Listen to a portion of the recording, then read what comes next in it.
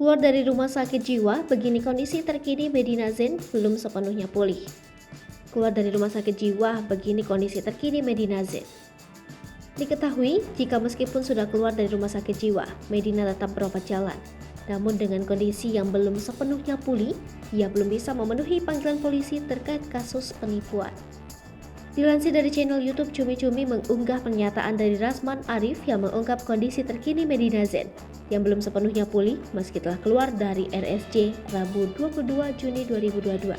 Akan tetapi, Medina tetap harus berobat jalan lantaran belum sepenuhnya pulih hingga belum bisa hadir untuk memenuhi panggilan polisi terkait kasus penipuan. Meskipun sempat terlibat keributan besar serta lukmat yang disebut-sebut melakukan perselingkuhan, Medina Zain tetap ingin kembali ke suaminya tersebut. Sebelumnya diberitakan bahwa Medina Zain mengidap penyakit bipolar akut yang membuatnya harus dirawat di rumah sakit jiwa. Namun, kabar kondisi Medina yang memburuk. Pengusaha itu juga dilaporkan ke Polda Metro Jaya oleh Uya Kuya atas kasus dugaan penipuan. Uya mengaku mengalami kerugian 100 juta rupiah karena ditipu Medina terkait jual beli mobil.